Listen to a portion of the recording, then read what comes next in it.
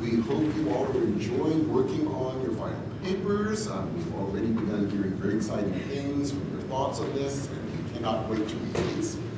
What we'll be talking about today, and hopefully in a way that will be inspiring for your own projects, is we will now turn to a discussion of these two ethics that we've been discussing these past 4 weeks, the ethic of self-fashioning and the ethic of connection. As we have mentioned, our goal, of course, over these past 4 weeks is precisely to try to give what we consider to be the strongest interpretation of each that we could give. Now the question is, what happens when we start netting them off against each other? Can that help us to even more powerfully articulate the implications of these? That is very much the hope. So what I will be doing in these and can there be a synthesis? And can there be a synthesis? Indeed. So precisely on this point, what I would like to do is begin with making an argument against a synthesis, and Roberto, of course, has done so as well in his book. And to lay out this argument, let me begin with a typical way that we might be thinking intellectually right now that we have these two powerful positions. The way I will do this is to begin with a discussion of all people, Hegel. Now, you might think that's a somewhat odd beginning if I'm claiming this is a typical way of trying to bring two ideas together. I do so for the following reason. I will be arguing that the move that Hegel is making has become so standard now, we don't even tend to think about it. In fact, we do it so naturally. It's just part of the way we think about history and the way we think about articulating a means of bringing together two divergent ideas. And if that is the case, and I will argue later that that is indeed the case, it is, as always, a running theme in this class, very helpful to find the most powerful philosophical articulation of a view, whether one wants to build on it or, in this case, be critical of it, because that way, if you can find it in its most powerful form, it allows us to rethink a lot of assumptions we now tend to make when we are not arguing them in any kind of philosophical way whatsoever. Just as one example among many, Paul de Man famously made the claim that we are all Hegelians now, and actually rather orthodox ones. And I think Paul de Man was absolutely right about that. So I will begin with Hegel, then discuss how we tend to just accept a general Hegelian way of thinking, even though when I describe Hegel, you will probably think, I don't think any of this. Well, bear with us for a few sentences. And then, after that argument about the dangers of a typical way that we might approach these questions, then I will try to articulate some other possibilities that will not lead to any kind of easy synthesis. If anything, will lead to more tensions and more complexities, but hopefully in a productive way. And then, as always, we will open it up for further discussion on the implications of all of this. So, to begin, let me start with Hegel. Now, of course, near the very beginning of our course, we read a little bit of Hegel, and we did so explicitly and very intentionally from the early Hegel. The early Hegel, as you may remember, in his early theological writings, where he was trying to develop an argument about Christian love, arguing that Christian love had been unsuccessfully articulated within recent philosophy, and he saw taking that seriously as being the basis for rethinking literally the entire world, ethics, even cosmology. And we discussed very briefly that early moment of Hegel, so at least for us, inspiring, he took in a different direction for the rest of his career. It's that other direction I would like to say a few words about, because it's that other direction that has become so influential, not that early vision about love in his early theological writings. So Hegel's probably most influential work is a work called The Phenomenology of Spirit. And I will use his terms when I very briefly describe it. And again, this will not sound like typical current ways of thinking, but bear with me, because once we translate these into our more common vocabulary, we'll see we tend to think this way all the time. But first, here's Hegel's version. So Hegel's Phenomenology of Spirit is intentionally written as a recollection of absolute spirit. In other words, he claims that absolute spirit has been achieved, and absolute spirit is now looking back at how that final resolution occurred. And The argument, very briefly, is as follows. From the point of view of absolute spirit, it becomes clear, according to the argument, that humanity at some early period of distant antiquity was perfectly in harmony with the world, flawlessly in harmony with the world. However, at that moment, there was no subjectivity and truly no consciousness. We simply were, at least as he was thinking of it at the time, like animals, but perfectly at home in the world. So not the animals of animals eating each other, but think of a very peaceful, harmonious existence. This is what we were like. Then, and for Hegel this was a good thing, consciousness began to emerge, which meant an inherent alienation began to set in as consciousness began to recognize the limitations of this perfect harmony.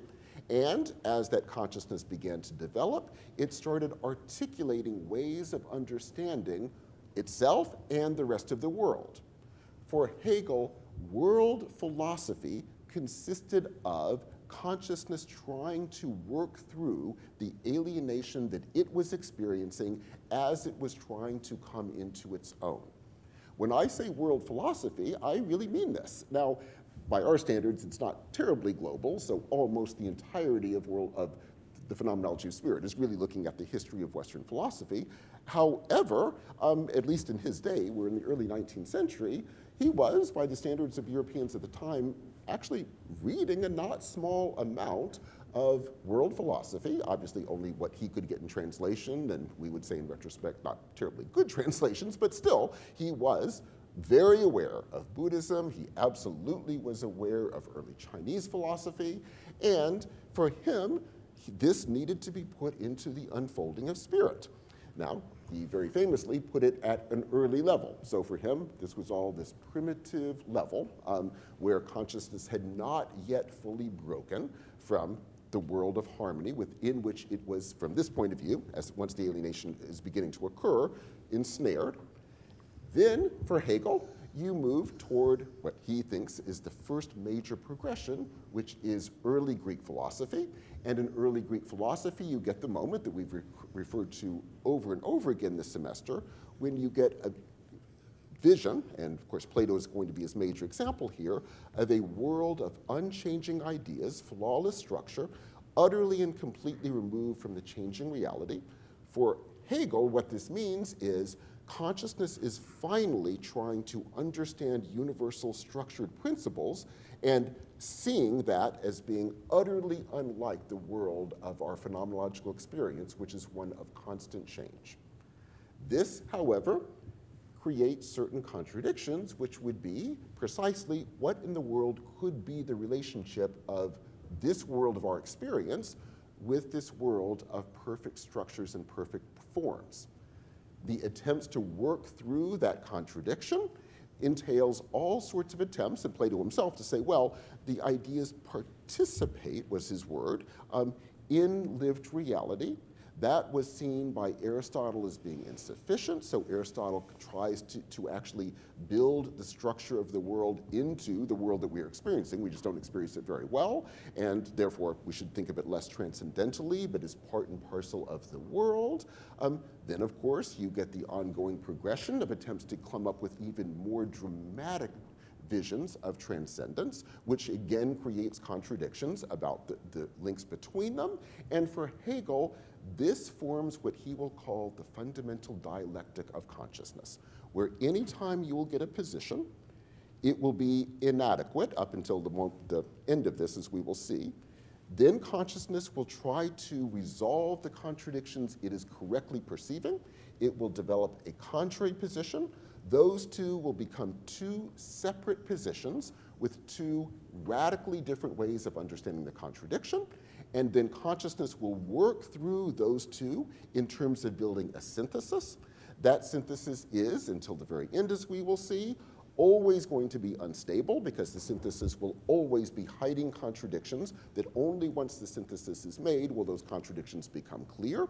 Once those contradictions become clear, of course, you get the articulation in the strongest form possible of two opposing ideas, and then the synthesis is attempted again. And this, for Hegel, is the development of consciousness through history. The final point of this is, of course, the moment of absolute spirit, which Hegel thought he was living within and indeed embodying. This is not a modest human being. And in that moment, what has finally happened is that consciousness has finally come up with the perfect synthesis, the final synthesis, that will allow full subjectivity and full consciousness while fully being at home in the cosmos. So, as in the opening stage of the dialectic, there is a perfect harmonization with the world. Spirit is perfectly at home in the world. However, unlike that early moment, now, in this final form, we humans have, or I should even say that's putting it to a bit, jumping the gun a bit, absolute spirit has full subjectivity, full consciousness, and yet is also at home in the world. Yes, please. Please. Oh, if you could push the button too. Thank you so much. Yeah, Hello? the acoustics are so tough in this room. Hello? Yeah, perfect.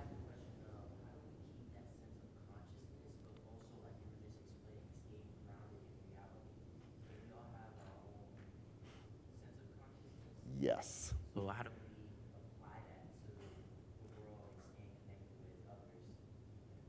A perfect question.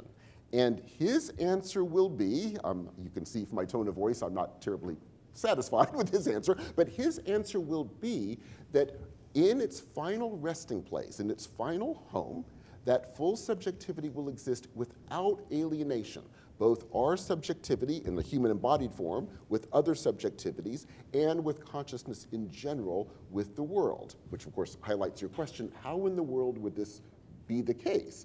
In his later works, he actually gives you some examples to, well, I would say, perhaps unfairly, to show you the dangers of this way of thinking. His argument will be, it's not just that consciousness has finally reached its full understanding of the entire cosmos and of itself, perhaps for him even more importantly, but it has also designed the perfect structure within which it can be perfectly at home. That perfect structure is one that flawlessly accommodates consciousness in its full self-consciousness. Now, immediately that underlines your question yet at a deeper level, because of course, what structure did that take? Well, here was his answer. It turns out the early 19th century Prussian state was the perfect structure for the resting place of consciousness.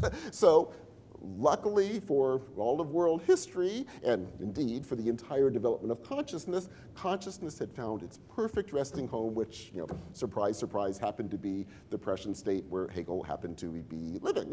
Yes, indeed, he really does say that. And that's putting it slightly meanly, although he does say that, but of course the larger argument would be, it's at this moment in history that we have finally found the perfect resting place. So to build on something that we were discussing at the very beginning of class, he sees this as coming immediately after, as you can imagine, Kant, because Hegel is the next great, well, as he would perceive it, the next great philosopher after Kant.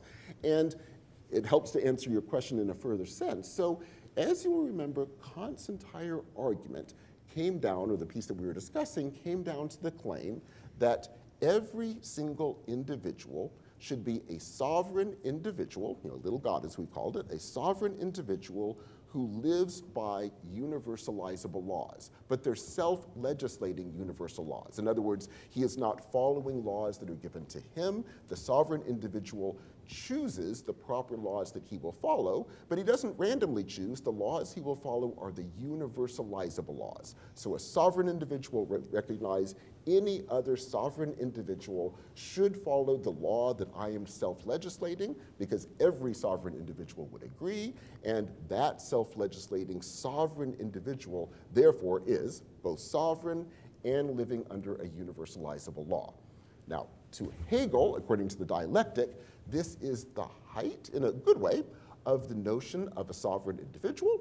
According to Hegel, the contradiction, and this comes back to your question, the contradiction is, But in what kind of a world would these self-legislating sovereign individuals be able to actually live? Because that doesn't seem to be institutionalizable in any concrete sense. Because if you think, well, could we do it in a democracy, which Kant, by the way, did not think you could do it in, well, wouldn't people have different opinions? It wouldn't be universalizable. That's a consensus model that Kant opposes. So Hegel says the next move is the recognition that actually Kant had not come up with a final solution, because the contradiction was precisely that these sovereign individuals could never find a perfect home.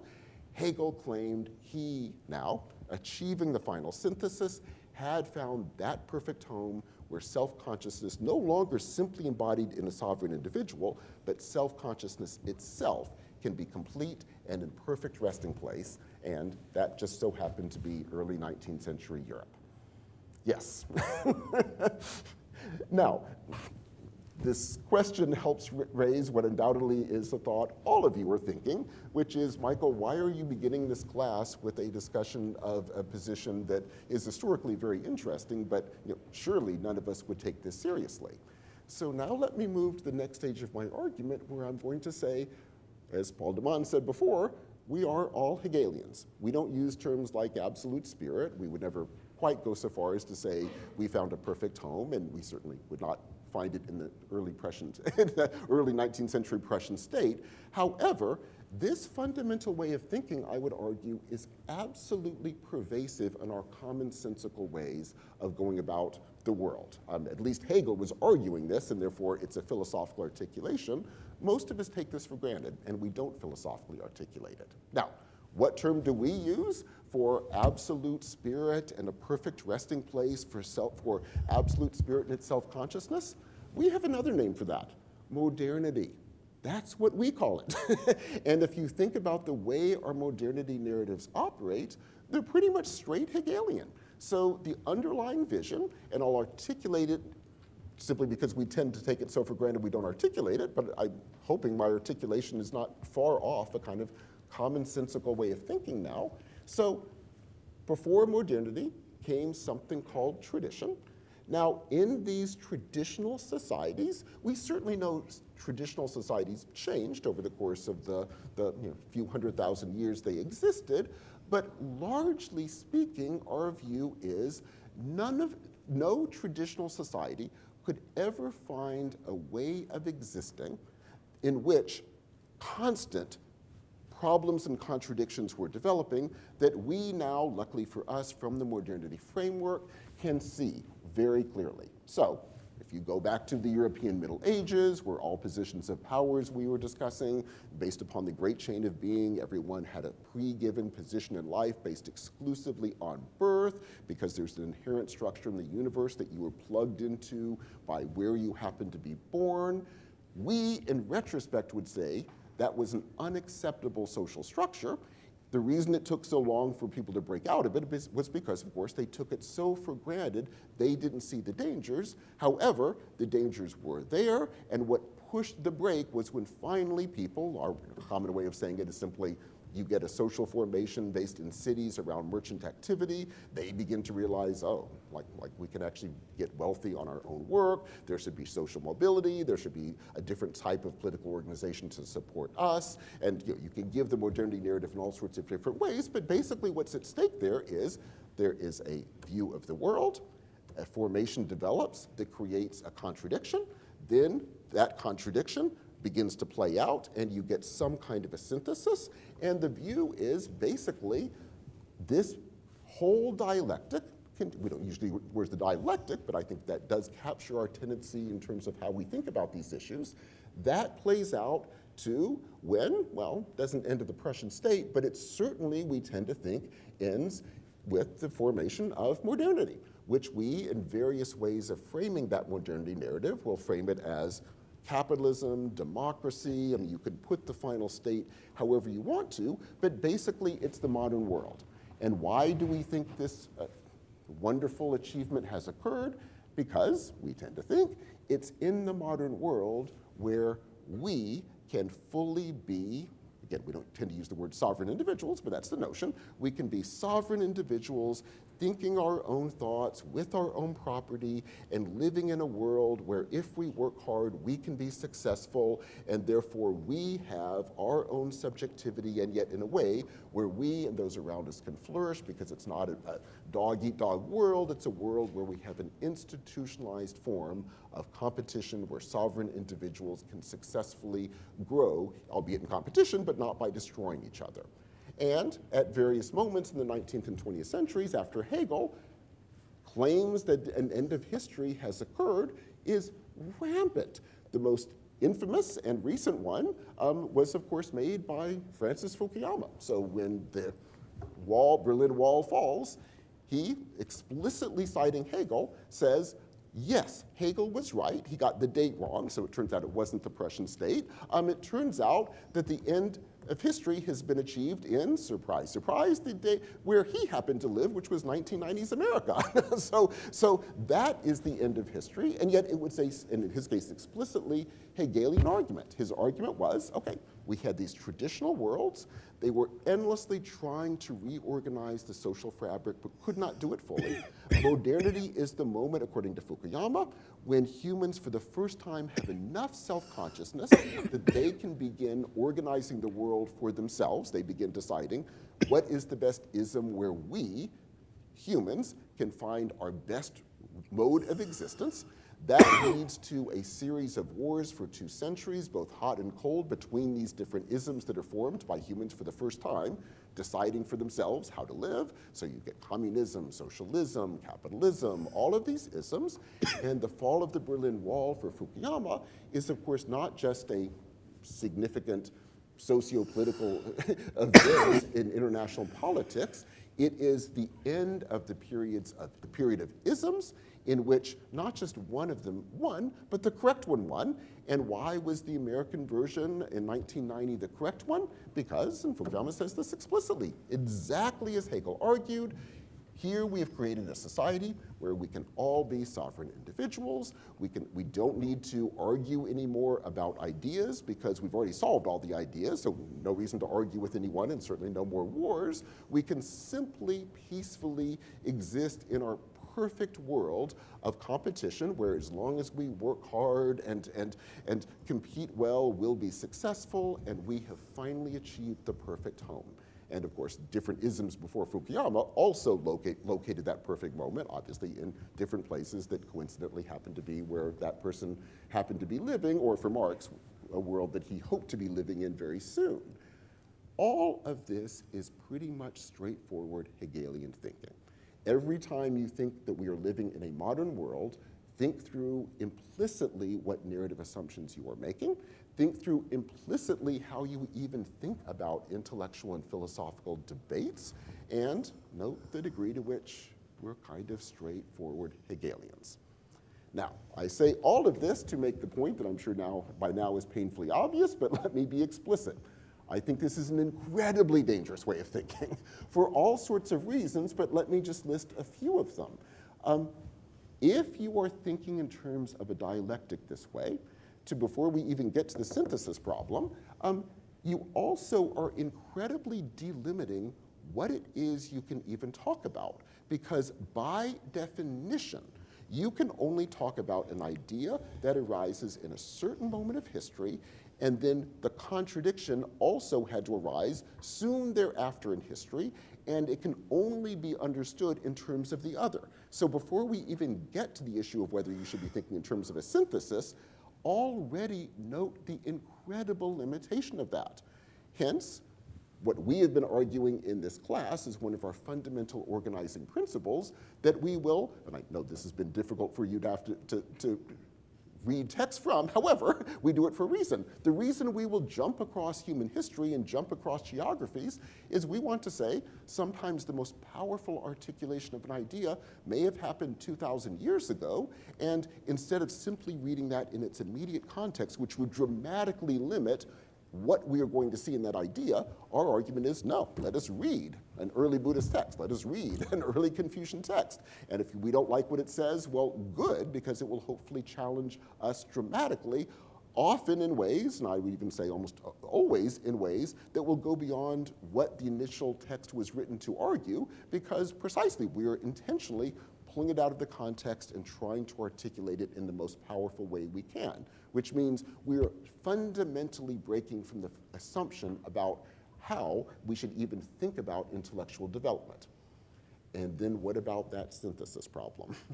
If a dialectic, as we tend to frame it in our typical modernity narratives, or as Hegel at least explicitly formulated it philosophically, not only can you never look at a philosophical idea except in opposition to something that arose at roughly the same time, usually just a little bit later, but again, the only way to move it forward is to somehow bring them together into some kind of synthesis, which by definition will always be an unstable synthesis until you finally get the correct one. Which means, of course, not only are you delimiting what you can say about any idea, because again, it has to be rooted in that exact same time period, but you are radically delimiting the implications of it because it can only exist as a synthesis with that other idea that you're putting it in play against. So by definition, the synthesis is going to be unstable, in part just because it's going to do so little for you philosophically, because it's so incredibly delimited. And then once the synthesis has occurred, those earlier articulations you never have to deal with again, because everything powerful in them, by definition, is part of this new synthesis. So you wouldn't jump back 2,000 years and read a text and be challenged by it, because by definition, if it's significant, it's already been challenged 2,000 years ago and is part of a synthesis that we are now building from, which is why for Hegel, well, we don't have to actually wrestle with Confucius or early Buddhism. That was actually part of a dialectic that was dealt with, the important, significant issues of which was dealt with 2,000 years ago. So all we have to worry about is the most recent articulation. So Kant, for example. And so it incredibly delimits what you can do. If all of this is the case, what would we like to do instead? Now, the first part of this I've already mentioned, but let me just be explicit. The first move, of course, we've made is to happily jump out of any conceivable way of developing a straightforward dialectic with one clear starting point and one clear ending point, hence the jumping all around the globe and all across temporal horizons. Also, when we did so, we intentionally were taking powerful ideas and trying to give them the most powerful articulation we could, not in terms of any kind of dialectic that would limit where that would go. And now that we have achieved this moment in the class, when we're going to take two of them, what will be the goal? As is sure painfully obvious now, we are not going to be arguing for an easy synthesis, but then what will we do? And our hope is precisely to have each, or work with each, to put it even more strongly, to play off against the other to bring out the most powerful articulation of the other, however, at a fundamental level, without trying to find a synthesis, and indeed, at least our opinion, you're more than welcome to disagree, a synthesis, however carefully articulated, is unlikely to be the most powerful articulation for the very simple reason that at a very fundamental level, these are in contradiction. If you are going to take as your starting point the self, however construed in the most complex ways we've been trying to do so in this course, for an ethics of connection, that's just wrong. That cannot be your starting point, because the self is itself a product of these endless patterns of interaction, and you have to start with the patterns of interaction, which means you have to be dealing with an ethics of connection, because everything is connection. And if you start with the self, there is no kind of project that the self could undertake that could ever fully be anything, well, it could be much more than this, but it can never fully break away from the fact that at some level it will be self-aggrandizing, because you, from this point of view, are trying to deny the fact that we are always involved in webs and patterns of interaction, and you're just denying that simple fact. Or, jumping the other end, from the view of self-fashioning, looking at the ethics of connection, the view would always be, well, if everything is from the starting point seen in terms of an ethics of connection, you actually limit the possibilities of what the radical self-fashioning could be, because maybe we would be able to break so far beyond any body of connections we're involved with that, or putting it more strongly, the radical disruption would indeed require you to do so, because all those webs of connections are just structures that are always going to be seen as limiting us and always going to be preventing what we could become, and your goal is to break from those. So keeping your entire vision in terms of these patterns of interaction would be, from that point of view, incredibly dangerous. In other words, both would refuse the starting point of the, each would refuse the starting point of the other, and therefore the ethics that would develop out of them would be always seen as too limited from each point of view. I don't think those can be synthesized. I think we have to live with the fact that those two starting points are radically different. However, I am also very uncomfortable with saying, and therefore these are just two philosophies, take your pick and live your life, because each seems to be, I think we have seen in practice, onto something fundamentally powerful. So how can we play them off against each other in ways that could be productive? Now let me mention one that we've already kind of been doing implicitly, but now I would like to make explicit. One thing we can do is, of course, see powerful elements in each of these that possibly could be re-articulated into the other ethic in ways that the first ethic probably would not necessarily have even seen, and yet could provide an incredibly powerful vision that could then be also brought into the other one, again, without a final synthesis, and yet each fundamentally learning from the other, or from our point of view, you're sort of taking one point of view and then the other point of view, each building upon the other. So let me give you a concrete example that we've been implicitly doing now for several weeks, and now, again, let's talk about sort of what was at stake when we were doing it. So as Roberto has argued, one of the fundamental limitations for the entire vision of self-fashioning has been the unfortunate, as he has called it, dust of history, wherein these early Christian ideas became utterly, completely committed to early Greek philosophical notions of structure. And once that happens, that creates an incredible limitation, because it builds in this vision that there is always some fundamental structure to the cosmos. There's a cosmos ruled by absolute natural laws. There is a self that is somehow delimited by the fact that there is a fundamental structure. And even when the self is finally liberated from that sense of structure, it's just this endless dialectic of the self trying to break from the structure. And as Roberto has argued, a much more powerful way of thinking about the ethic of self-fashioning would be in what he has called temporal naturalism, which would be to say that there are no absolute unchanging natural laws, there are no absolute unchanging structures, and if we could articulate the implications of that, it would mean everything, including the cosmos itself, is always changing, and therefore it would force us to break from what has been one of the most dangerous aspects of the articulations of self-fashioning for now 2,000 years, I mean, even before it would have been called self-fashioning. Well, what happens when we look at the ethics of connection? Now, perhaps not inherently, although you could argue it is, but whether one wants to argue that or not, note in early Confucian teachings, temporal naturalism is the starting point, right? That is absolutely the starting point. There were, as I've mentioned, other figures in early China who were arguing something not unlike a Greek structure of being argument, and the strong Confucian, and this is equally true for Taoists too, the strong argument was absolutely not.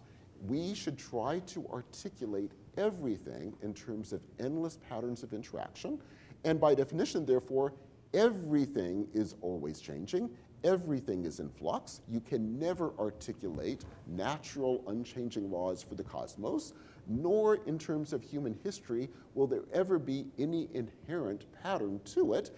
By definition, it will simply be patterns playing out, most of them, from the Confucian perspective, probably pretty bad patterns, and so you're training yourself each generation to try to see the world as patterns, try to articulate the dangerous trajectories those patterns are currently taking, and then try to work through how you would shift those patterns and alter those patterns to lead to more powerful trajectories, which would always be seen as likely to create other dangers that you then need to work through, but that would never be thought of in terms of a dialectic, because again, there by definition will be no structure. There's no starting point to this, there's no end point to this. We humans can give all sorts of constructions of that process, but any attempt to give it in terms of a clear articulation, starting point, dialectic, resting point, would be by definition a delimitation of these patterns of interaction, because there is no pre-given pattern to human history. By definition, there are no stages to human history except ones that we would try to read history through, but that's always going to be inherently dangerous if we do it from any way of thinking other than this is a human construction with possibly, hopefully, good implications, but we need to be aware of the dangers of them because there's nothing inherent in the world that actually works this way. So, in this example, you actually have a powerful articulation of temporal naturalism and an entire philosophical tradition that developed through that idea by taking it seriously. You see both the powers, you also see some of the dangers. So as we have mentioned, in a certain sense, the Confucians themselves abandon this, not completely, but in part abandon it when they move into the Neo-Confucian movement, where you get an attempt to give this entire metaphysical understanding of these movements, but in giving that metaphysical interpretation, you get, I won't call them stable categories, they would certainly correctly say they're not really stable, but nonetheless, what you do get is a clear commitment to the universe being fundamentally coherent, which means at a fundamental level as well, we humans need to live properly within that pre-given coherence, which from an early Confucian point of view and an early Taoist point of view too, that would fundamentally miss what it is that you're trying to do by developing temporal naturalism.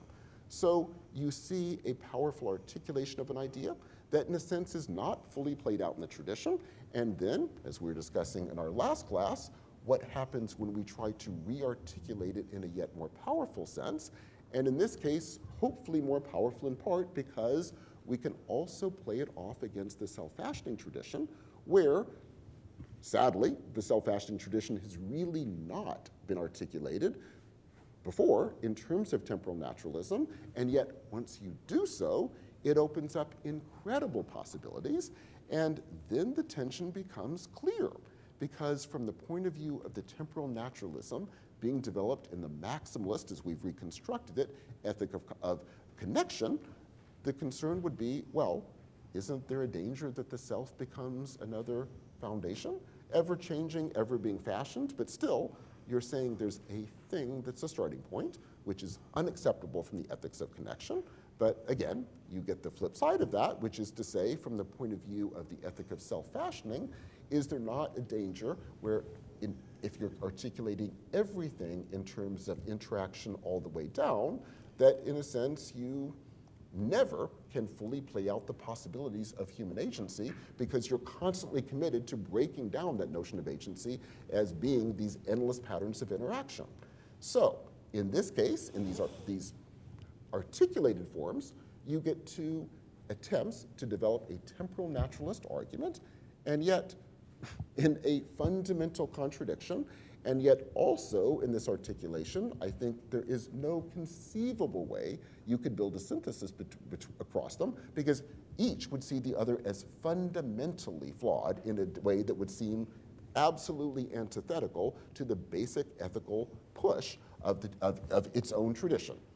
And therefore, what we need to do is, as this example has been trying to articulate, constantly play the role of taking one position, seeing the powers, strengths, and limitations of the other, then trying to shift gears, going the other way and doing the exact same thing. And from the point of view of an ethics of connection, what we're in essence doing is kind of the intellectual equivalent, but in terms of our life, the embodied work that early Confucians were talking about in terms of these endless role reversals, where it's all about shifting your perspective and trying to break through all of the limitations of the perspective we have, and in this case, we're doing it between these two ethics.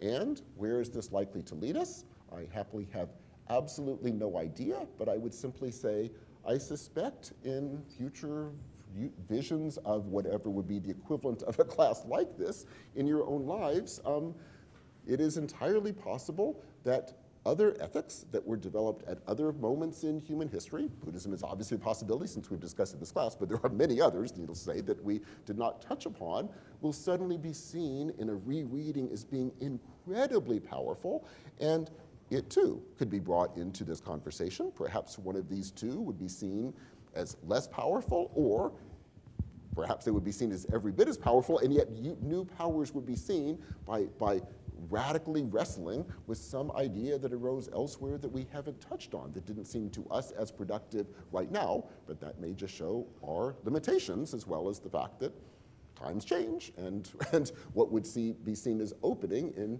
200 years might be something radically different than we would or even could perceive right now.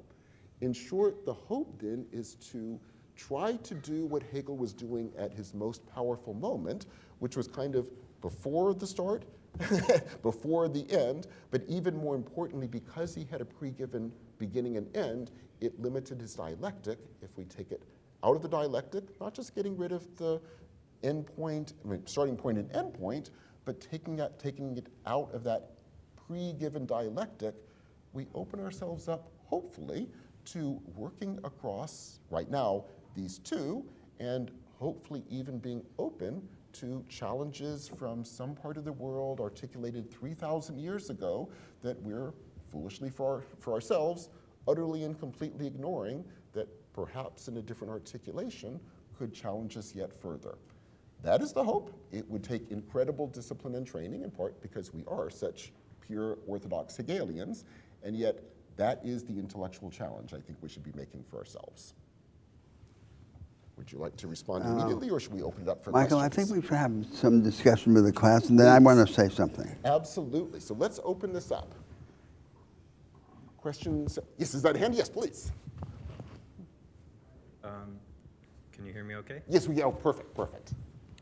So just to, maybe one potential way to restate the approach, you can correct me where I'm wrong, but the more we're able to uncover the most powerful version of a view and bring it into conversation with another, not tied to its immediate context. Absolutely. The more we can do this over time, over years, over generations, we have not only more and more powerful versions of these views, but we have more of them. And so it seems like a situation where you, one, have more choice. You are not as bound to contemporary dominant thinking. Yes. But yeah, there is no endpoint, but there does seem to be ever more possibility. Yes. And so I imagine some ideas maybe eventually do fall away in some way, although maybe they get resurrected at some later point and brought to be more powerful than initially. Does that sound something like what we're...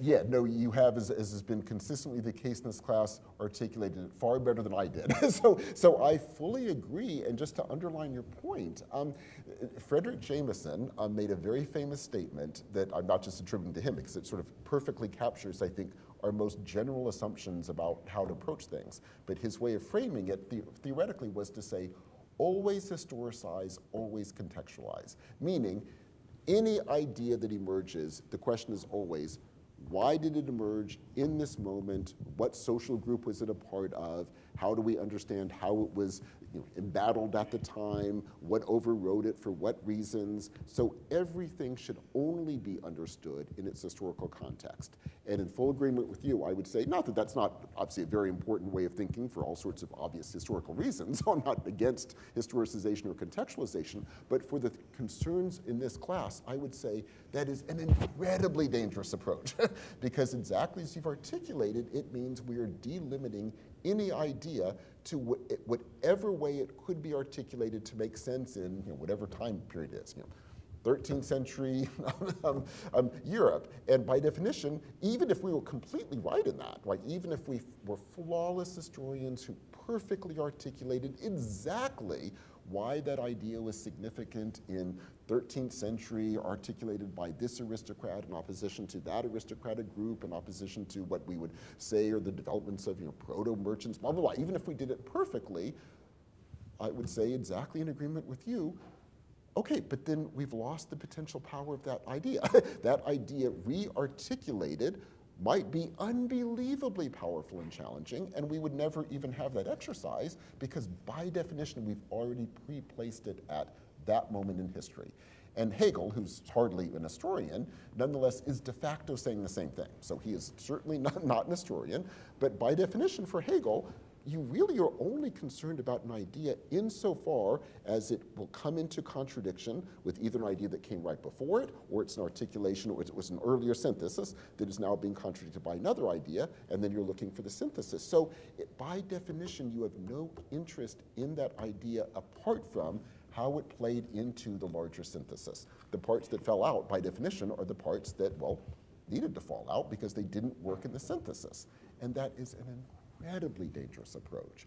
So yes, I think what we need to do is self-consciously, and I'm implying that this is going to be easy, you've experienced 12 weeks of it, which I'm sure have not been easy, but to intentionally not allow ourselves that easy way out, that easy way of reading an idea and trying to constantly re-articulating them in their most powerful form, which will often mean taking them, well, this by definition will mean radically pulling them out of the context, oftentimes framing them in ways that you know, if you could bring back the actual author of the idea, they would say, no, that's not what I mean at all. And I would say, fine. I mean, an author of idea will not always be able to see its full implications.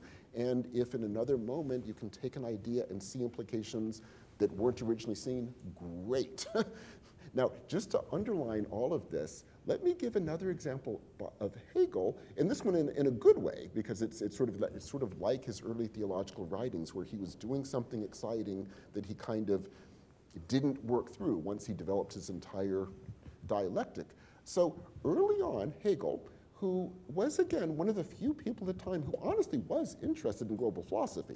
We've discussed the limitations that he would fall into, to put it politely, but you know, to his credit, he was one of the few Europeans who was actually honestly trying to read works of philosophy from around the world, and he used to keep notebooks, and sadly these have been lost, so we only know about them because people who knew him have written about them.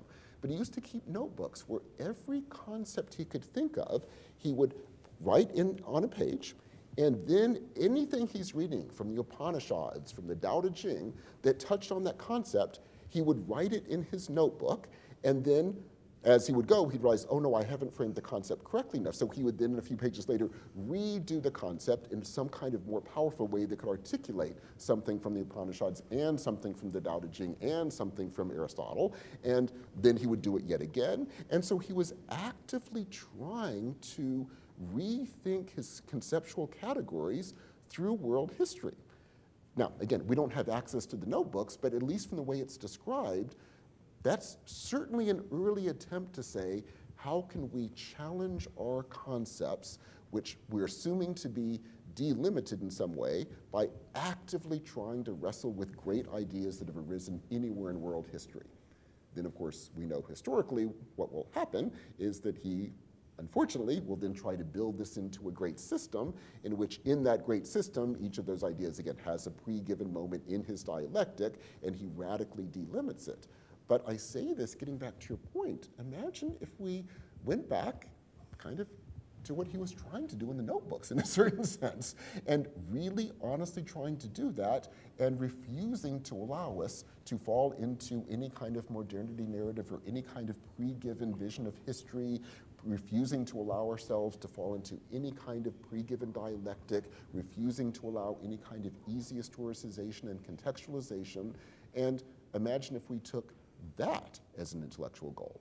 So I think Hegel was really onto something. He just unfortunately didn't work out the full implications, and the way he unfortunately delimited himself has now become a very characteristic way of thinking. So we typically do what Hegel, sadly, was trying to do philosophically, but could we go back to those notebooks in a sense, kind of like we were trying to do earlier when we said, let's go back to his earlier theological writings, the moments when Hegel was doing something incredibly exciting that he himself didn't see the full implications of, and sadly, he himself delimited. Great, thank you. Yes, please. I had a question about the process of synthesis and contradiction. Yes. I was wondering if Hegel envisions this as an active process or something passive that like situations in society change and people realize that the situation they're in is full of contradictions? And if it is an active process, what necessarily prompts that realization? Is it something rooted in human nature, or just like the environment changes and it like comes about? So I was curious about what type of process is going on. Yes. So he himself absolutely wanted it to be active, and he presents it as active. So he himself was claiming, let's think of these as ideas being developed by great philosophical thinkers, which in his mind are the ones who are most powerfully able to think through the strongest implications of that moment of human consciousness. And then, getting back to the latter part of the question, what that would mean is any philosopher trying to think through this moment of consciousness, that would mean it would inherently bring up its opposite for the very explicit reason that often literally another philosopher, either a contemporary or coming soon thereafter, would see that idea, recognize the contradictions that that idea could not deal with, and then attempt to come up with a better way of doing it. And then these two would be two different views that then yet another figure, slightly later, would then be trying self-consciously to pull together. So he is trying to present this as an incredibly active process for the key reason that he wants consciousness to be actively dealing with its, or wants to claim that consciousness is at its best dealing with its endless alienation, trying to end that endless alienation, which is why it's so important for him that the endpoint be the moment when the alienation is completely ended. Now, let me also mention, I've said a few times, we're all Hegelians. Note when we give them, we tend, until we get to the so-called modern period, to present it totally passively. So Fukuyama is a perfect example, but a typical one here. So it's not, according to Fukuyama, until the 19th century when, he claims, for all of human history, that is the first time that this becomes an active process, the first time that humans begin to realize we construct the world that we're a part of, we should come up with whatever ism it is that we think would be best for us, and that, for him, is the key moment in this development, the end, of course, being when we finally got it right. But he thinks only then does it become active. Prior to that, it's totally passive. It is simply a process of the contradiction playing out in ways that people don't even see and don't even understand. I might add, Marx was very much along these lines. So Marx is very explicit. He himself could not have written the works he was writing in the 19th century earlier, because only at that moment in capitalism, when the contradictions become so powerful, it allows a self-consciousness to emerge, or that's not phrasing it quite correctly, a consciousness to emerge that allows him to finally articulate what the historical process has been leading to capitalism, and therefore the final understanding of what it will mean when we reach the final stage, which will be communism. Before that, he argues, humans did not understand the contradictions that were playing out. So the contradictions for Marx were, these are from the humans involved, utterly passive. So we didn't see the contradictions that were going on in the Roman, or the contemporaries, I should say, did not see the contradictions playing out in the Roman Empire that led to its fall and led to the emergence of feudalism. Those were simply playing out in the forces of production, and humans were just part of it. And only now, in his day, is consciousness finally arising, where you can finally get the proletariat having a proletariat consciousness, understanding that it's up to them to make world revolution and bring to an end these contradictions of human history. Prior to that, purely passive. And so in this sense, at least Hegel was trying to see this as active. I think in most of our modernity narratives, Marx and Fukuyama are typical in this sense, and I think our commonsensical ways of thinking about it, we tend to see the activity as only beginning in the modern period, which we usually define as 19th and 20th century Europe and America. And as you can imagine from my tone of voice, that is about as dangerous a way of construing human history as one can imagine, and yet I would say it's a common way of thinking. Yes, please. In talking about taking ideas kind of across historical contexts, Yes. and not just limiting them to their specific Yes. circumstances. We've also talked in this class about some of the danger that can come from that, where ideas get domesticated, particularly in the attention Absolutely. and mindfulness in a corporate context. Yes. So as we apply this method, what do you think are the kind of like things to be aware of or techniques to use to make sure that we're not domesticating an idea when we pull it out of this context? Yes. And what I will do, so when we were initially making these arguments about domestication, it was before we had gotten to the Confucian material. So now let me use the Confucian material to talk about domestication and answer to your question. Now, from a Confucian point of view, we're always domesticating, right? Like that's part of the work that is going on. And by definition, therefore, it is always going to be dangerous, but often very, very productive. So I gave you the example that's often given in Confucian texts where they'll talk about the emergence of rituals as being something like the emergence of agriculture. And as you remember, the reading of agriculture is, this was a human attempt to rework the cosmos into patterns of interaction that would be productive for humanity, domesticating grains, domesticating animals, wiping out forests, killing the animals that we couldn't domesticate, taking these patterns of interaction above us, reading those as seasons that largely follow a pattern that we could then organize an agricultural cycle through. Now, this is literally domestication. Now, from a Confucian point of view, the argument is, well, yes, we did that, and at the time that seemed like an incredibly wise thing to do. Soon thereafter, as we mentioned, the argument is we began to realize the dangers of what we were doing. Not that we should get rid of agriculture, but we began to realize, oh, if you wipe out too many forests, it's going to destroy lots of other things too. And so then you get a self-conscious attempt to say, how do we yet reorient the patterns yet again? Now, from this point of view, the argument is, don't domesticate. From this point of view, the argument is, always be aware that we're domesticating. And therefore, always be aware that even something that seems an incredibly productive domestication almost assuredly is hiding some danger that we're failing to see. And the more self-conscious you are about the fact that we're domesticating means hopefully the more self-conscious we'll be at beginning to see as soon as we can where those dangers are and where we need to shift. So getting back to the heart of your question, then the implication would be, absolutely we're domesticating. When we pull ideas out of their context 2,000 years ago and articulate them now in what we now perceive to be their most powerful form, undoubtedly, were someone to do the same exercise a century from now, they would look back and say, oh my God, did they not see the dangers of what they were doing? Because look at how history played out over the next century, and that was right there, and yet they didn't see it.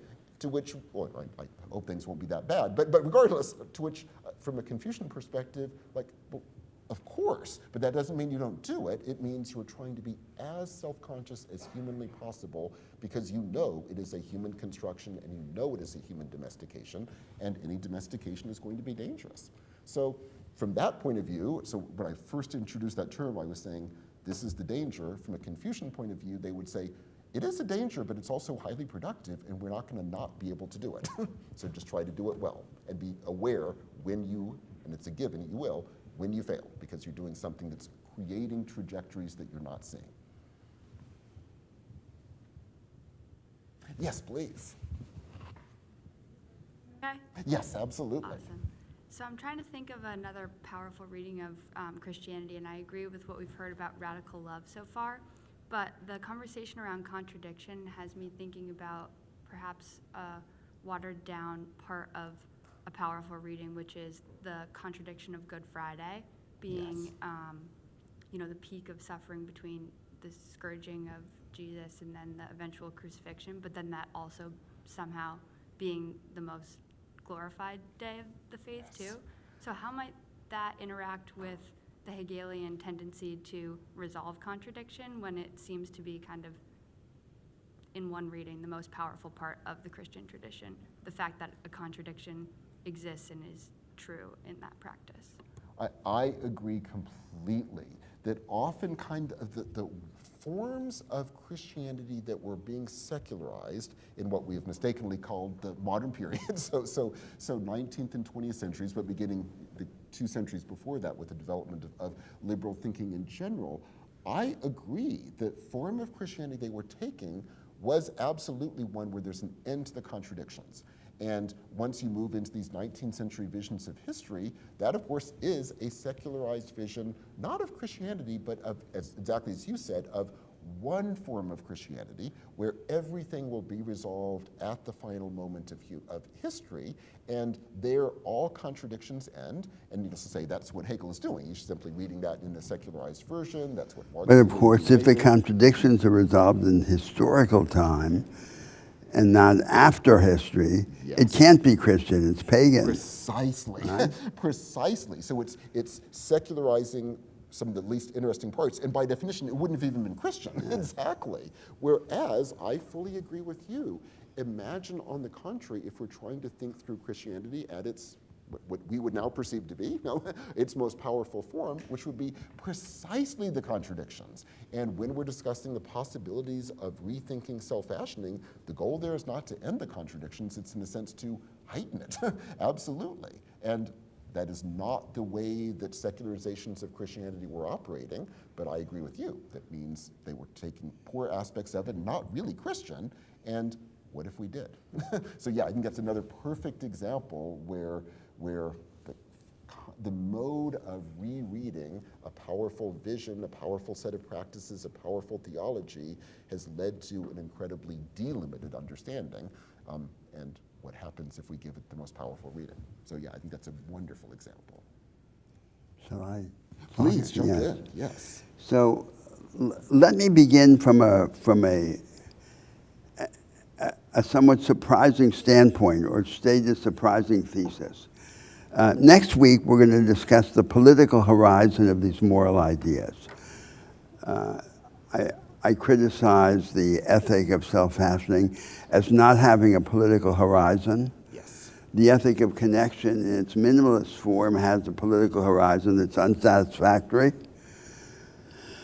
But I am going to defend next week the thesis that the same political program, the same progressive political program for the economy and for the state can be reconciled with both the maximalist form of the ethic of connection and the revised form of the ethic of self-fashioning. In other words, the same political program can be defended from two radically different moral standpoints.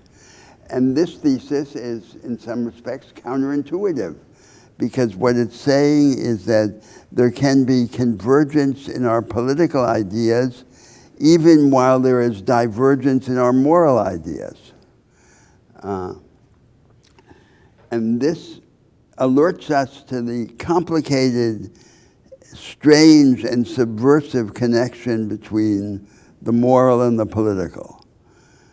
They're connected clearly, and in some sense, our moral ideas have to make up for the failure of our political ideas, because our political projects take place in historical time, and our moral projects about our own lives in biographical time. So even if our political projects ultimately advance, they don't necessarily advance in the time of our own lives, and we have to make up for that somehow. But if you think about it more carefully and reflect on our experience, it's not so surprising that there should be this disjunction between the political and the moral, because in some fundamental sense, the moral is much more difficult than the political. And I'll illustrate this with a thesis which is one of my main impressions of attempts at political engagement, of my own political engagement, which is that it's much easier to save a society, to reform a society, than it is to reform a person. It's easier to change a country than it is to change a human being. And why should that be? It's because to change a country, you only need to be a statesman. To change a person, you need to be Jesus Christ. It's altogether a different level of ambition. the individual human being is the most recalcitrant phenomenon that we're acquainted with. Society is susceptible to transformation much more than the individual human being. Transformation of the individual human being is miraculous and requires extreme effort. Now I want to go back over your account of Hegel and make explicit something that was implicit in it.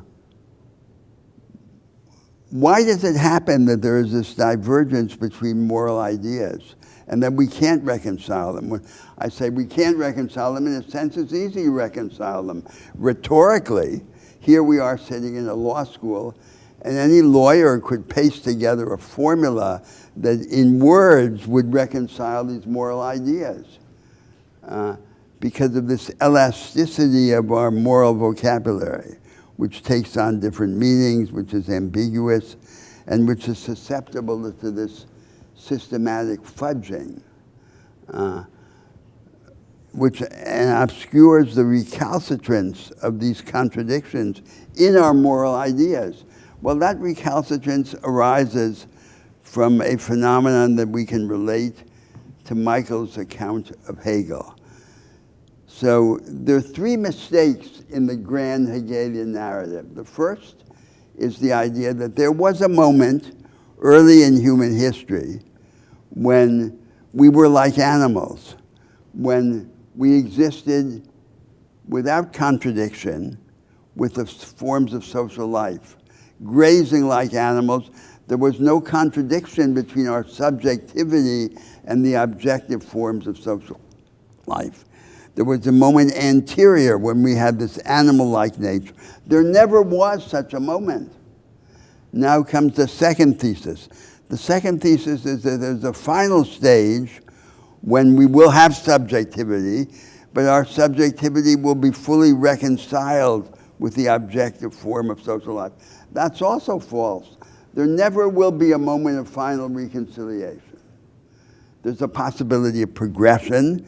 Some forms of social life are better than others, but there's no reconciliation of subjectivity with objective social life. And the third thesis is that there is a single paradigmatic passage from the first moment to the last moment, which coincides with the turning point in the moral history of Europe. And that also is false. There's no canonical passage. There are an infinite number of possible passages and a confusion of passages, and this diversity of the passages, as well as the other two theses about the starting point and the end point, show why it's possible that there could be at the end this divergence between the two families of moral ideas. Now I want to speak to different expressions and sources of this contradiction in our moral ideas. I want to begin by going back to remarks I made earlier about how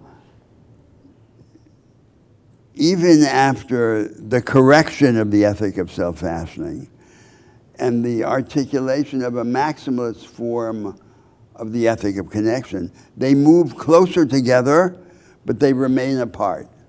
In what respect? First of all, in their idea of who the ultimate agent is. In the ethic of connection, the ultimate agent is always the embodied individual in a body that is falling apart, that is moving toward death. In the ethic of connection, the ultimate agent is not any particular self or agent. It's you and me. It's these circles of interaction, of the interpersonal, that extend outward little by little until they encompass the whole of social life. Now, second, in the ethic of self-fashioning, even when criticized and revised, there's this idea that there's always more in us, in each of us individually and in all of us collectively, the human race, than there is or ever can be in the social and conceptual worlds that we build and inhabit.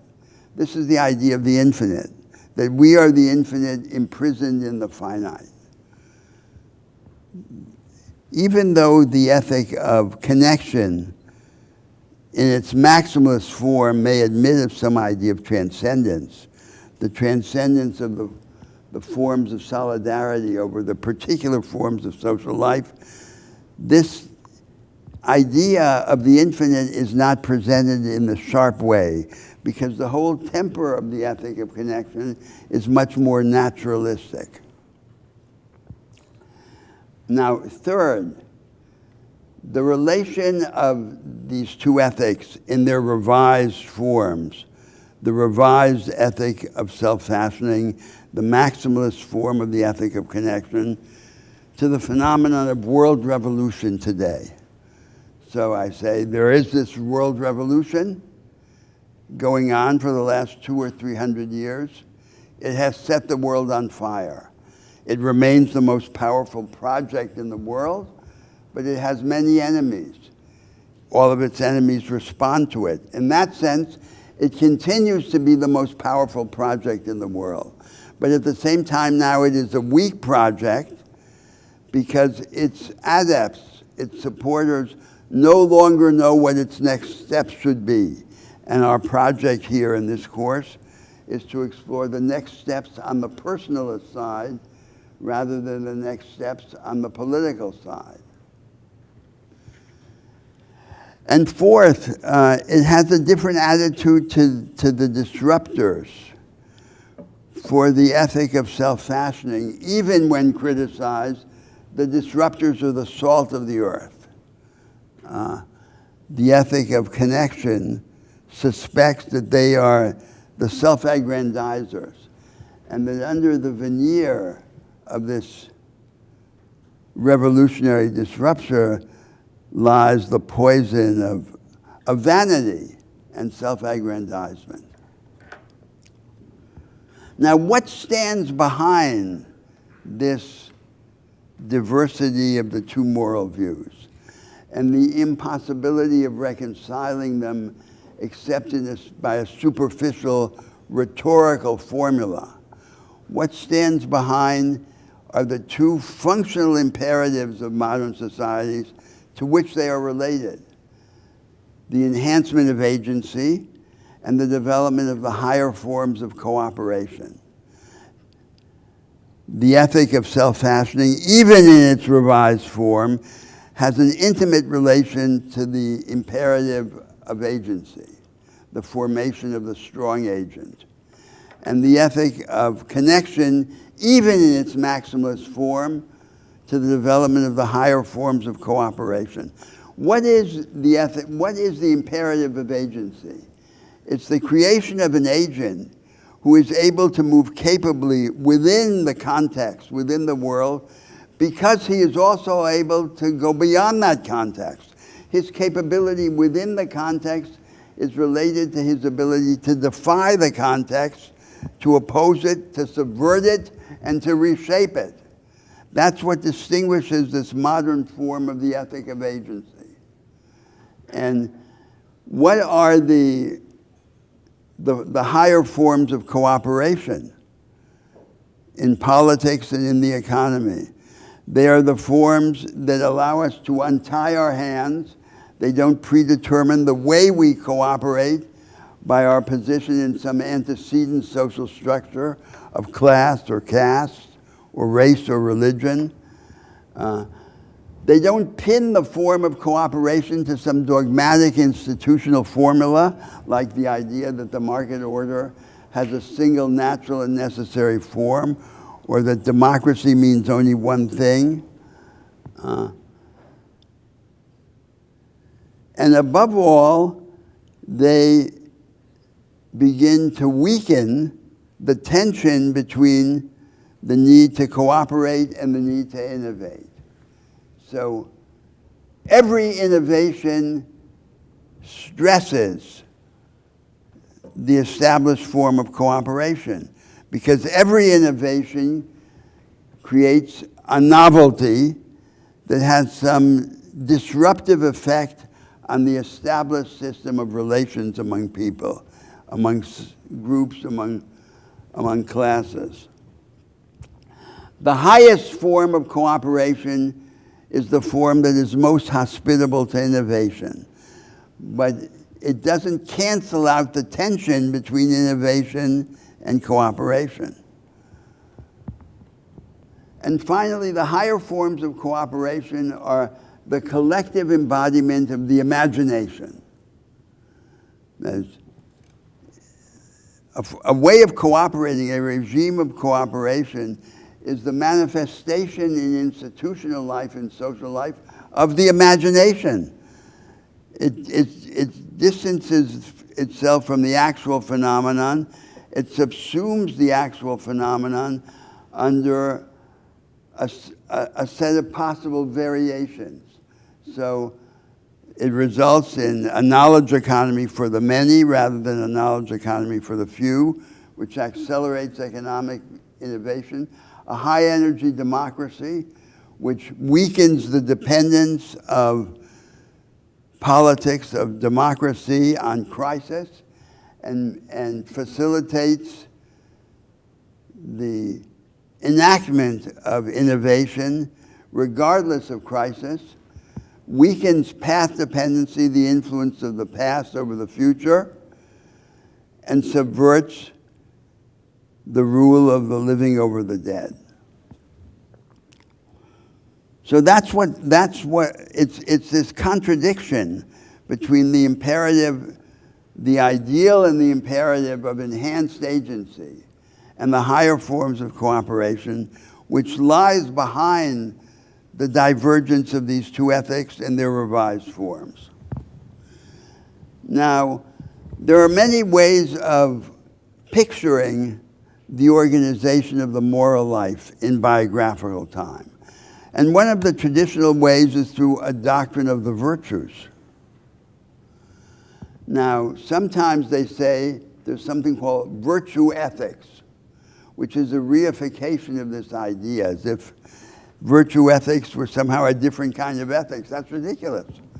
Ethics is ethics. It can be developed narratively in different forms. One form is the doctrine of the virtues. The other form as our response to the recurrent turning points in a human life.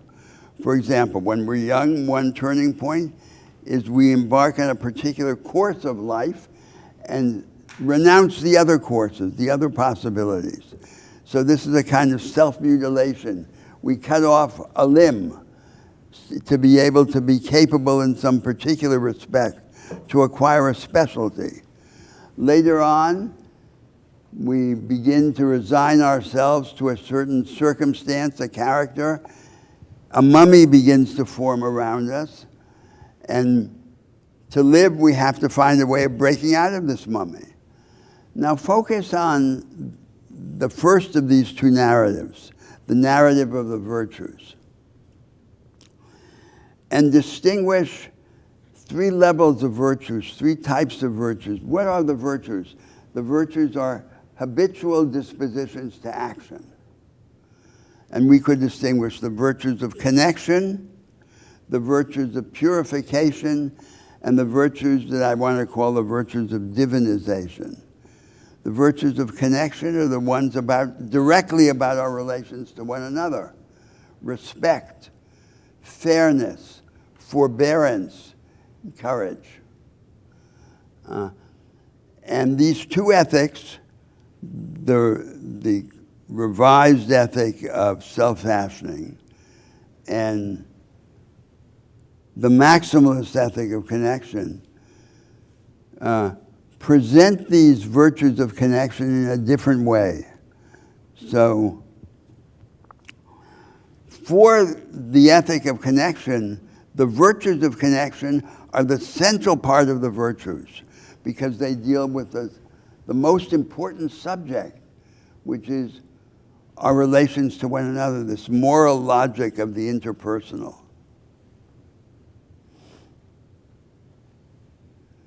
For the maximalist, for the revised form of the ethic of self-fashioning, the virtues of connection are very important, but they're just the basis. They're just the foundation. They're not the point of arrival, they're the point of departure. And among them, one of the most important is courage. Courage is, for the revised form of the ethic of self-fashioning, the first virtue of the agent and of the thinker.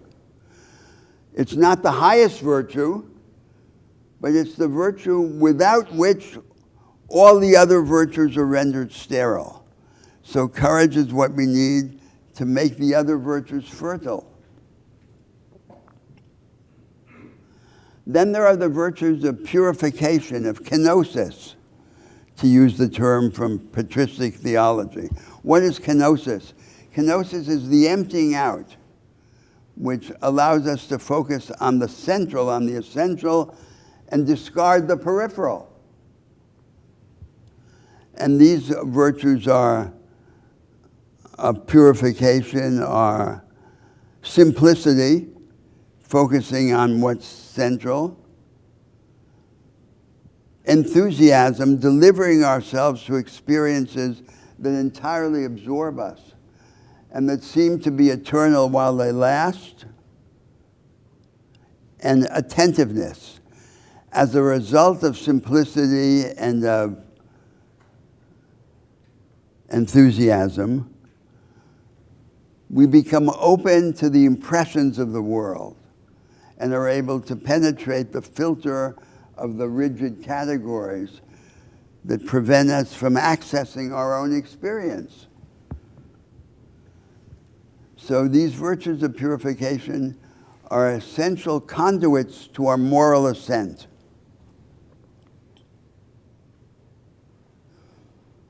They too play a role in the ethic of connection, but it's a different role. It's the role of purifying the character of our social relations. It's not the role of creating an individual who is able to change the world because he's unworldly. This is one of the objectives of the virtues of purification. The virtues of purification in the ethic of self-fashioning deal with the following problem. The worldly are unable to change the world. So we must become unworldly so that we can change it. Then there are the highest virtues, corresponding to the Christian theological virtues of faith, hope, and charity. And these virtues are openness to the other and openness to the new. Now, the relation is reversed in these two ethics. In the ethic of connection, even in the maximalist ethic of connection, we seek openness to the new in order to have openness to the other. So the objective is to be open to the other in affection, in cooperation, in love, to be able to recognize and accept the other. In the maximalist form, in the revised form of the ethic of self-fashioning, we seek openness to the other in order to have openness to the new. The ultimate objective is openness to the new. The creation of the new is a direct expression of our infinity, of our ability to escape the finitude of the worlds we're in. So there are subtle differences in the way that the revised forms of these two ethics apply to the virtues.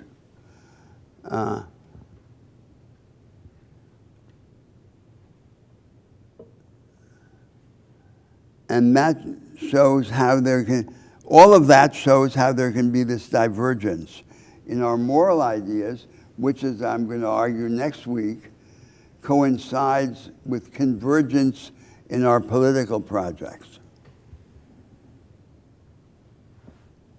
Wonderful. Let's open this up again.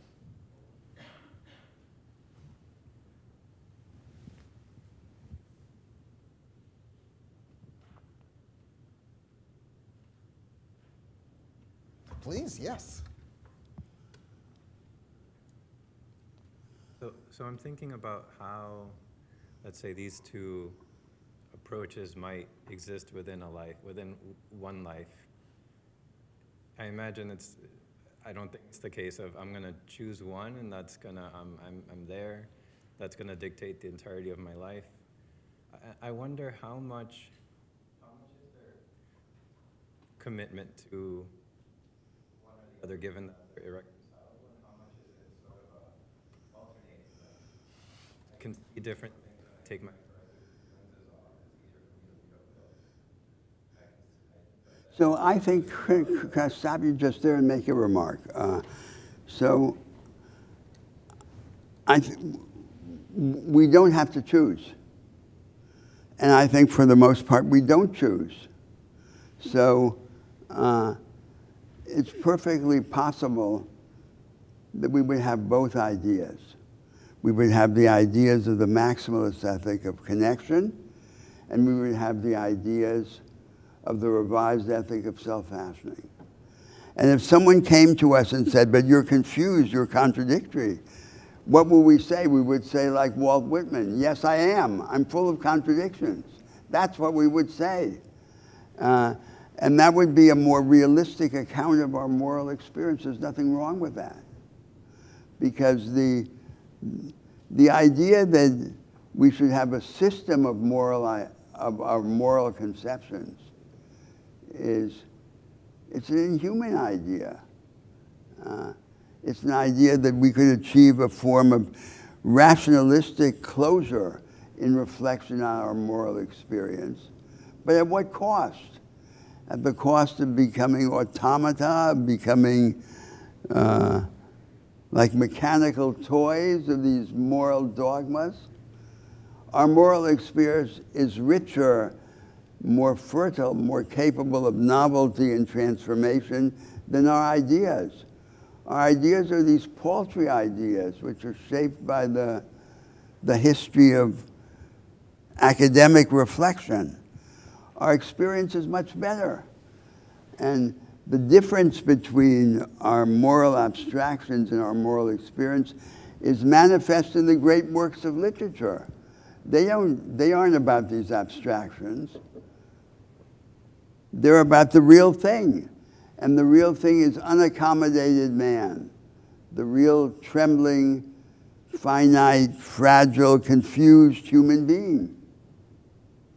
So we're trying to do something here which is intrinsically impossible, which is to shed rational light on the confusion of our moral experience. And all we can do is advance a little bit into the darkness. It's fortunate that we can't advance all the way. Now go on. That's very helpful. I like metaphors, as you can maybe tell. So is it a little bit like we're in this dark cave, and what we're talking about here are maybe two different kinds of flashlights. We fumble around, use one, way of thinking, to clarify certain things, and we need to use other ways to clarify certain things, and then other things we experience by beings there's no precedent for. Well, I think that tell me if you think this is unsatisfactory. That is, we could think there's no final closure, there's no system of our personal experience, like a moral system. We would organize our ideas in a systematic form. There would be general abstractions, general principles. There would be more tangible. And at the end of the day, it would be like Euclid's geometry. Well, we have reason to resist that, to say it shouldn't be like that. Nevertheless, it's not just a random eclecticism. That is, that there are tensions among these ideas is something also valuable to discover and to affirm. And so that the moral ideas, that on the basis of different moral ideas, we could have the same political direction. And that at the same time, the difference of the moral ideas matters. It matters to the way we conduct our lives. And we're not able to resolve the contradictions by rejecting some of the ideas and embracing fully the others, because we feel that that they both accommodate aspects of our experience which we have reason not to renounce. And it's useful to have the dialectic sharpened. So there's a logic that goes in one direction and a logic that goes in another, morally, in our moral lives, and we're not able to close it. What would you say about that? I would say I have some digesting to do with these ideas, but I'm hearing that there's not, of course, some conclusive system to just, there can't be some conclusive system, and there can't be some conclusive even dichotomy of systems, but rather that it's useful to abstract them in order to. This gives a new, this casts a new light on the remark of Schlegel's that I cited at the beginning of our course. Remember? Two things are fatal to the mind. One is to have a system and the other is not to have one. So having the system is necessary to clarify this dialectic. But as in the criticism of Hegel's narrative, the point of the dialectic is not that it be overcome in a final convergence. The point of the dialectic is to go on forever in its transformations, because it's inseparable from life. So if what we think is that what we want is life, more life, we don't want the dialectic to end.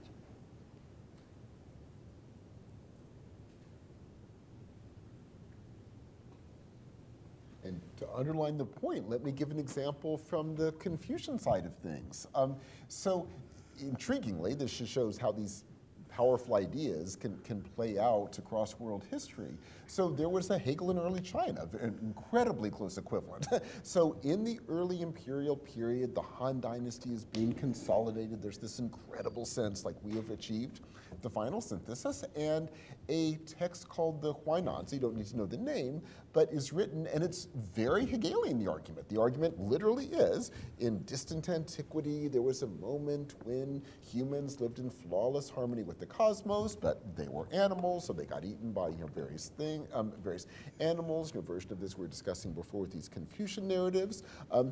Then sages began to create different ways of living for humans, but these all involve danger, so this plays out until, surprise, surprise, the early Han Dynasty, which is the final synthesis, and the argument, it's straight Hegelian, is in this final synthesis, we have pulled together everything of significance from the earlier philosophical tradition and put them together into a final synthesis. So luckily, the world never has to ever even write another book because we've already put everything together into a perfectly coherent system. Now, as you can imagine from what we've been discussing, this is incredibly dangerous from a Confucian perspective. Coherence, obviously, is inherently dangerous. And so right after this text is put together, a figure named Sima Qian writes this grand history of the world, in direct opposition to the Huainanzi, to this Hegelian moment. And the way, and I mentioned this in passing in our earlier conversation too, the whole way he'll do it is about trying to break us from building any coherent system or having one limited perspective, and yet it's definitely not, as Roberto said, an anything goes argument. So the way literally he will do it is he will take you in one chapter through some very significant development in Chinese history or some incredibly important development of the philosophical tradition. Then next chapter, he will take you through it again from a completely different perspective.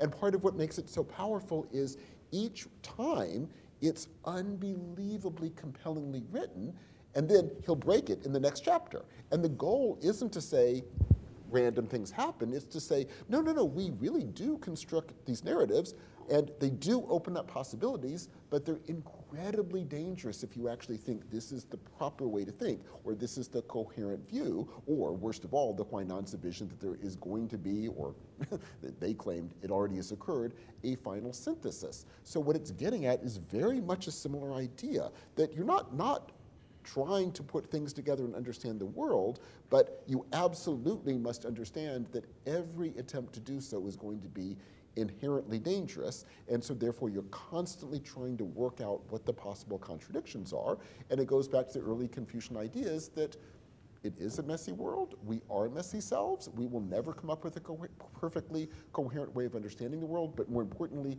one of the most dangerous things we can do as humans, which sadly we do all the time, is to actually think that we have come up with a coherent understanding. So going back to your opening point, So absolutely, in terms of, just to quickly finish, in terms of these two ethics, maybe do not come up, not only just not with the final synthesis, but don't even choose between them.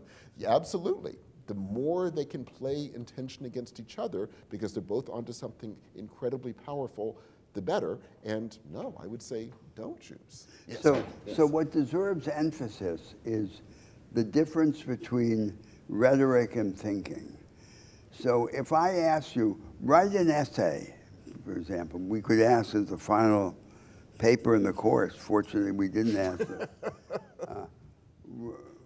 Write an essay synthesizing the ethic of connection with the ethic of self-fashioning. You could all do it. Easily. Be a much easier exercise. It's not complicated. But what's the point? So that would be a rhetorical pseudo-synthesis, right? Yes. It would be like an exercise of the sophists in ancient Greece, Plato's enemies. And we want to affirm the differences. Yes. Now, we may think the differences are inescapable because the contrasting positions cannot be reconciled, except under some loose verbal formula. And our interest is to sharpen the dialectic rather than to efface it. So that's the issue.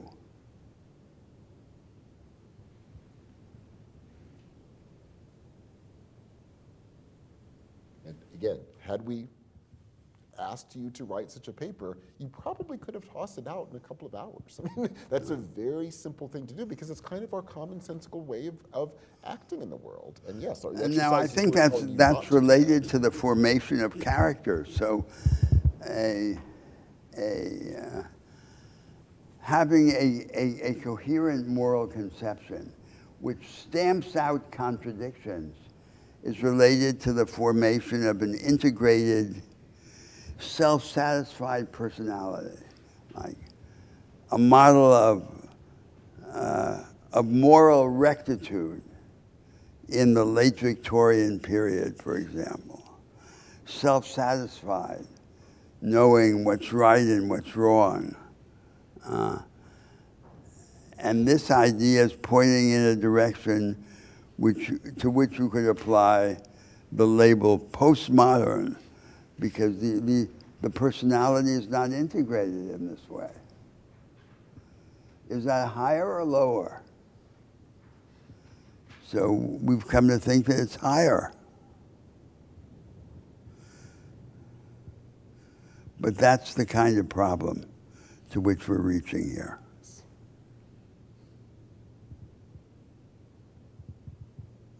Please.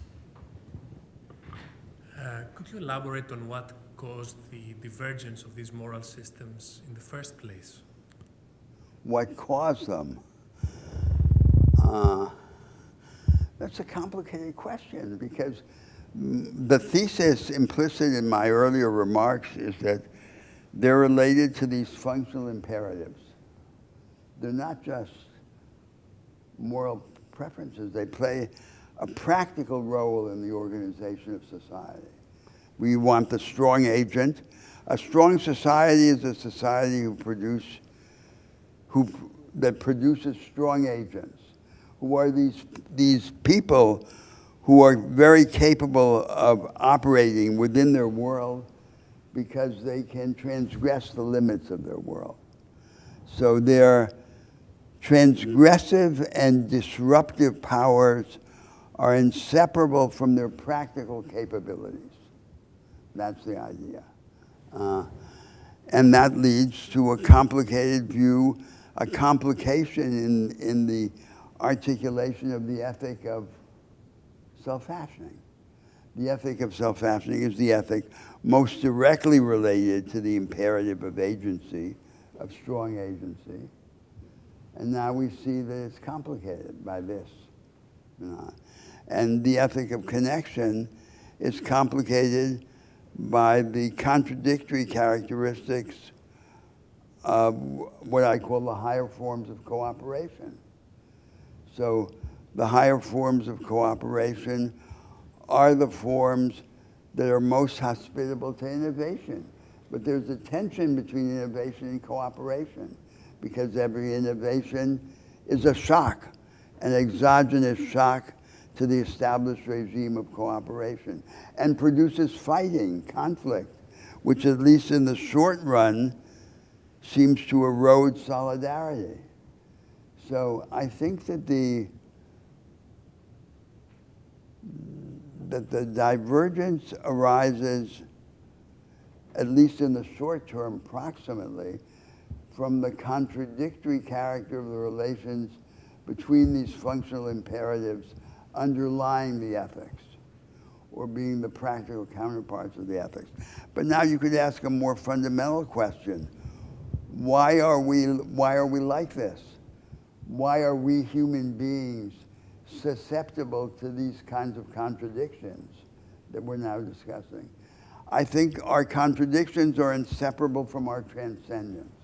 That's the answer I would give. What are the attributes of a human being, the most fundamental attributes? The combination of transcendence with finitude. Transcendence meaning that everything in our existence, everything in our experience points beyond itself. So, for example, in our relations with one another, we want things of one another, all sorts of things, but we want something that we want an assurance that there's a place for us in the world. So in every relation between human beings is like a transaction that can't be completed. That too is an expression of transcendence. So the conflict between these two ethics is ultimately related to the shape of human experience. Now, I've just given an account which is in the spirit of the ethic of self-fashioning. And we could also give an account that would be in the spirit and in the vocabulary of the ethic of connection. Right? Absolutely. Yes. And what would it look like, Mark?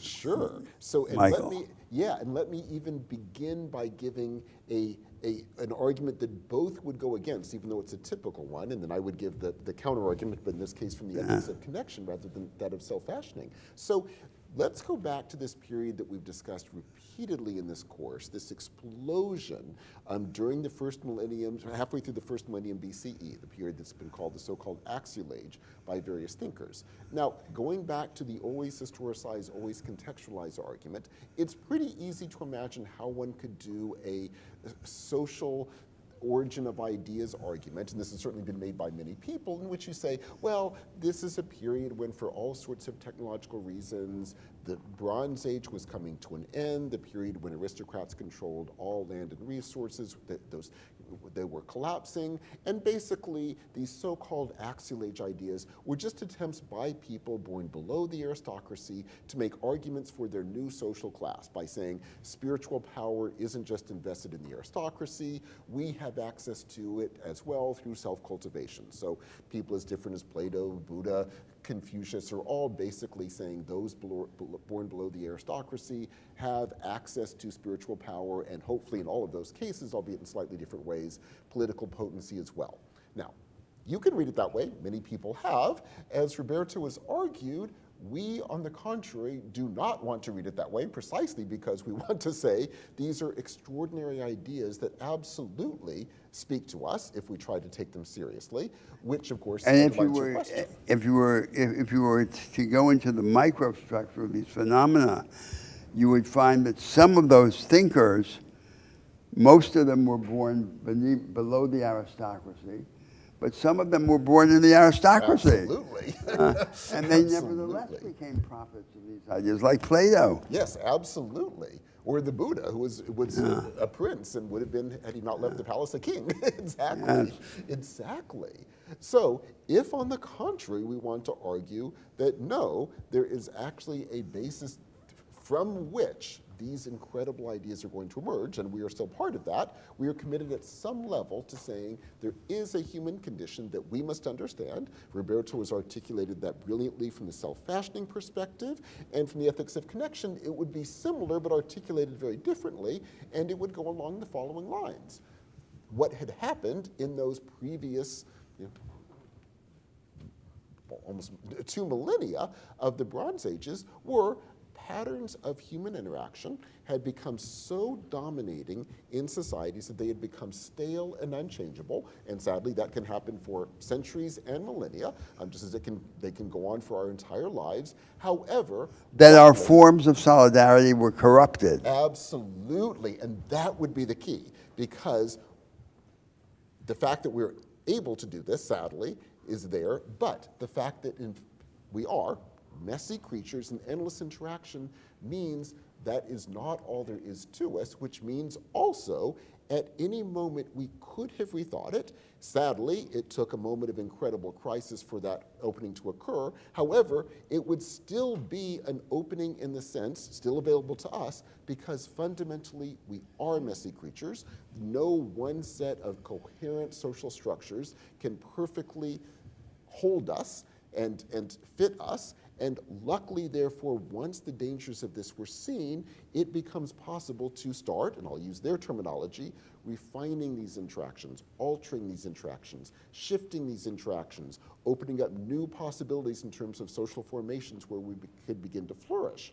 And despite the differences between the self-fashioning point of view and the ethics of connection point of view, both are committed to saying these are fundamental aspects of the human condition, which is why we can jump back 2,000 years, read these texts, and absolutely work with them, whereas a purely historicist contextualist argument would say, by definition, there's nothing you can learn from those other than seeing the emergence of a new social class and people arguing for their own empowerment. But there's something very general to the activities necessary to do that in defense of either of these ethics. And the general thing is a particular form of courage, and that's to throw away your shield. That is, we are all protected to do all of this. For example, to expose yourself to contradiction, to moral contradiction about fundamental ideas. What is the virtue that you need? Courage. Courage to see there is this contradiction. You're not going to fudge it. You're not going to deny it. You're going to sharpen it. And then you're going to expose yourself to it in its sharpened form. And that you're going to do all over. If you say the present form of solidarity is corrupted, you're not going to hide from that. You're going to expose yourself to it in its most virulent and clearest form. That's what's required. That's what's required for the sake of life and for the sake of thought.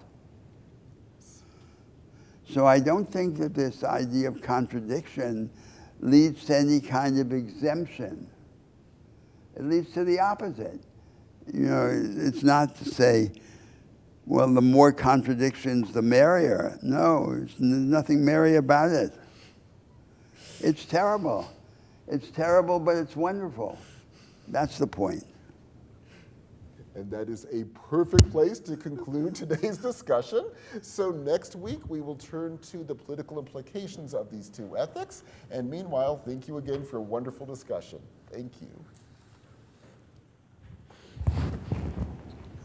Was that too obscure? You think? Perfect. Perfect.